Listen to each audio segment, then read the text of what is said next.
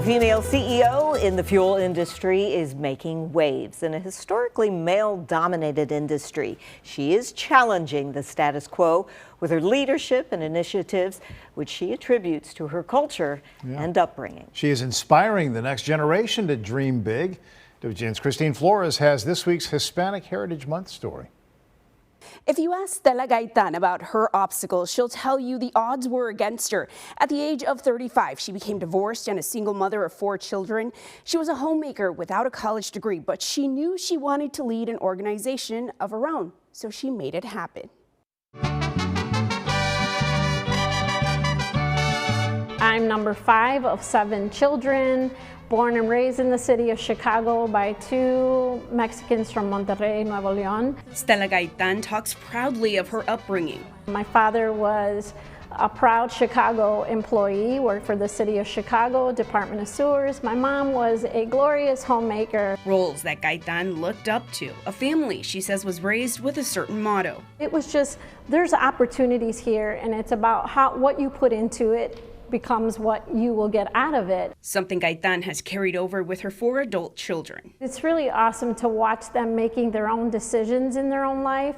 And I can't help but think that I've influenced how they come to making decisions in their future.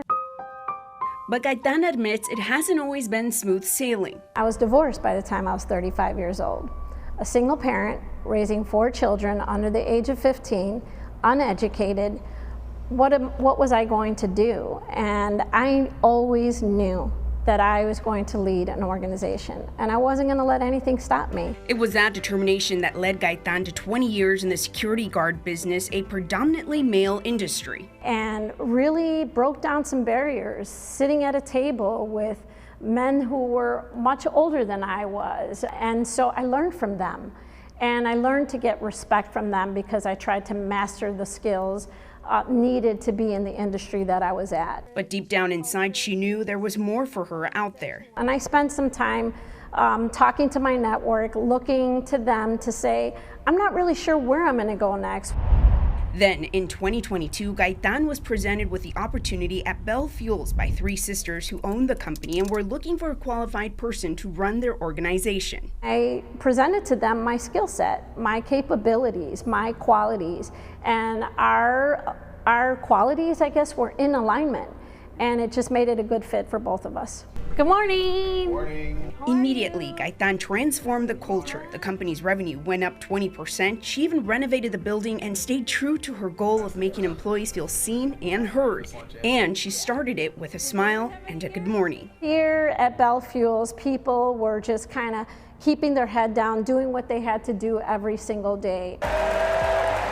And her impact doesn't end there. When it was confirmed that Chicago would be hosting the DNC, Gaitan once again went through her network to find an in. I spent a lot of time with other organizations that were advocating for small businesses, and it came down to our union BA helping us, Local 705, and he helped us open the door. The months-long process awarded the company a contract with the DNC to be the fuel provider, powering numerous generators to keep the lights on and the communication going. There were gates that were operated by machines. The energy for those machines was operated by a generator that had needed fuel in order for them to work.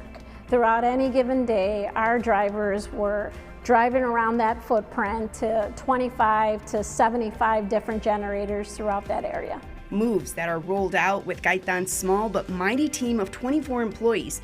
They service more than 200 customers every single day and have been in existence for more than 100 years. Gaitan even takes her experience and knowledge outside of the industry with her CEO for a Day initiative. It's an invitation for the next generation, high school, college, and early stage career professionals to gain exposure to executive leadership in the fuel industry. I didn't get here on my own. I had people that helped me and supported me and taught me. Overall, she hopes to serve as an example to others to keep dreaming big. Even if the odds seem against you, keep pushing forward. Remember that dream and don't let go of that dream. For now, Gaitan says she is settling into her role, encouraging her team to do more and expanding the business. She hopes others can learn from her story and not be intimidated by their dreams. Celebrating Hispanic Heritage Month, I'm Christine Flores, WGN News.